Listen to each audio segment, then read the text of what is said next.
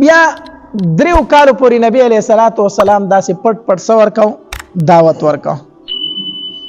3 کاله پس نبی علیه الصلاۃ والسلام باندې دا آیت نازل شو چې وانذر عشیرتک الاقربین. د الله پاک پیغمبره دعوت ښکارا شروع کا،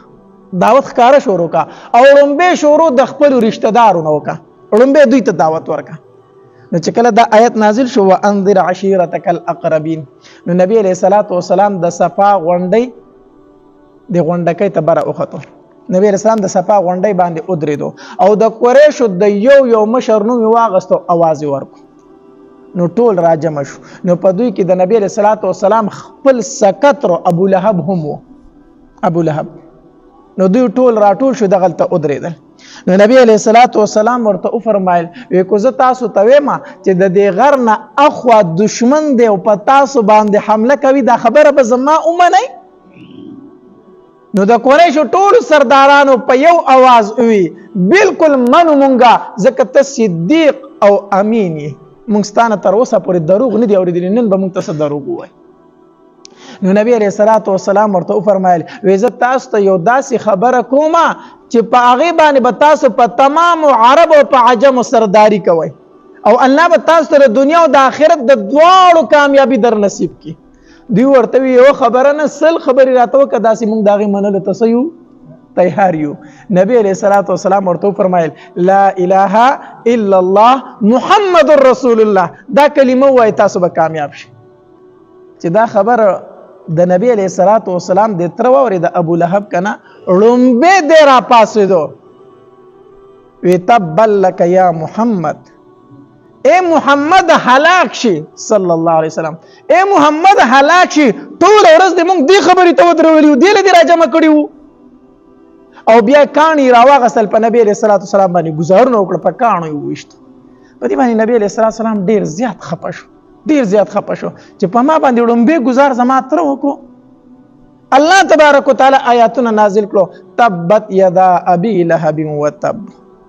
الله پاک پیغمبر ته مخ پکېګا، ابو لهب هلاک شو، دوړ لاسونه د تبا شو، برباد شو، هلاک شو. او اک هلاکت د ابو لهب دی، اک هلاکت دی. د نبی رسول الله خپل سکتر دی، د خپل نوم عبد العزى دی، د ابو لهب خپل نوم عبد العزى دی. ابو لهب ولید ته ویل شي وای د خیسته ډیرو، وای په دې اننګو کې پیداسې د ور د شغلی ښکاری دي، د غسور سپینو. ابو لهب د شغلو پلار، د شغلو پلار د حسن د وجنه بوته دا ویل کېدل. خو چې کله د نبی علیہ الصلوۃ والسلام مخالفت ته ودرید، الله ذلیل کو، دنیا او آخرت دواړو باندې ذلیل کو. الله تبارک وتعالى څنګه ذلیل کو، د مرګم بیا ډیر په عجیب شان سره شوی دی. د مالدارو ډیر زیات مالدارو کله چې دا صورت نازل شو تبت یدا ابي لهب وتب، دته خو پته ولګید چې زما هلاکت زب هلاکېږم. نو کله چې غزوه بدر وکنه، نو د غزوه بدر نه ځان پاتې کو، غزوه بدر ته دی لا نړو وی زه یریږم، خو به هر حال مالدار خو ډیرو وی زبل دومره پیسې درکم چې زما په ځای باندې یو لسته نه ولېږي، یوازې به زه څه وکړم، زه به د یو لسو تنو خرچه برداشت کړم، هغه ولېږي، خو زه نه ځم. پته ورته وکنه چې کولاړم الله مې ذلیل کوي. نو د غزوه بدر نه دی پاتې شو، خو د غزوه بدر نه پاتې شو خو چې الله د چا هلاکت وغواړي هغه نشي بچ کېدی. الله تبارک وتعالى ته د بدن باندې د طاعون مرض راوستو. طاعون مرض دا یو داسې مرض دی کنه چې دا بدن ټول د نوونو ډک شي، دا بدن د نوونو ډک شي، ټول بدن د نوونو ډک شو، د طاعون مرض پر راغی او خواله به څوک ورتلل نه،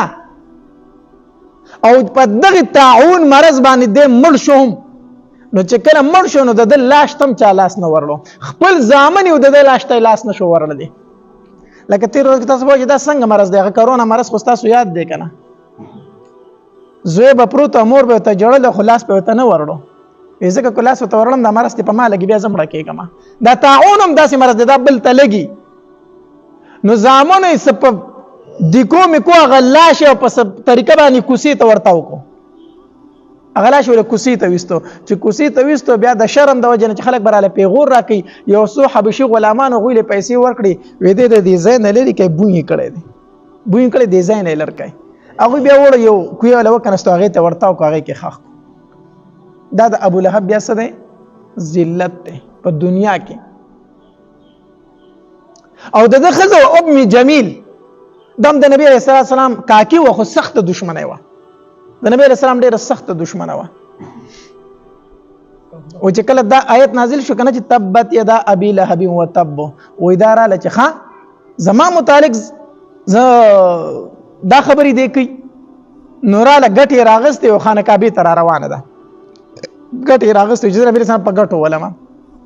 نو د خانه کعبه سره نبی علیہ السلام او بکر رضی الله تعالی دواړه ناست نو دا چیرانه کنه نو الله تبارک وتعالى د دې پسترګو پر دی واچول نبی اسلام مخامخ ولاړ دی دای اینینا نو ابوبکر رضی الله تعالی ته وی عملګری دي څه شو خیراته ابوبکر ته ولي وی دې په ګټو باندې ولم دې ماته به دې وی عملګری دي څه شو چرته دی بوسته دی دی نبی اسلام نه لیدو چې واپس وکنه لاړه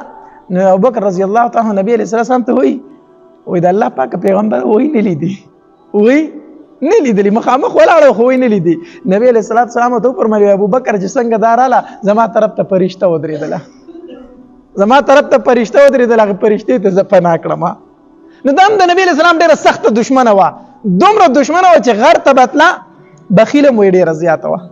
بخیلم ډیره و غر ته بتلا او جاړ او غنی به اورې بلی او په خپل سر به راواغست او د نبی علیہ السلام په لار کې به ورتاوي کړی دومره د نبی علیہ السلام سره دشمنی و هغه څنګه مردار شو تلی ودا سي لرګي راوړلو نو دا رسې دي سر ته چولې دا ګړې چې خلک والی دا پړې دي سر ته اړم کې کنه دي تندې ته نو هغه پړې دي تندې ته اړم کړي دا غرو خو مړې ته اړم شو چې مړې ته په شاله پانسي شو لاړو پاغیزه د لرګو سره مړ شو پای لرګو سره مړ شو الله تبارک تعالی فرمای فی جیدها حبل من مسد نو داغه په مړې کې پړې پروت نو دوه مطلب علما لیکي د دې حدیث خو یو مطلب دا دی چې دا په دنیا کې داسې مړ شوله چې په مړې باندې پړې راغی دویم مطلب دا بیانې چې کله دا په میدان محشر کې را پاسینو د لرګو دا ګېډې به په سر راغستې او را روانه وي ځکه انسان چې په کم حالت کې مړ شي نه پای حالت کې به پاسیم کنه نو دا مړم په داسې حالت کې شو د نبی رسول الله په دشمنی کې نه بدک کې کبره پاس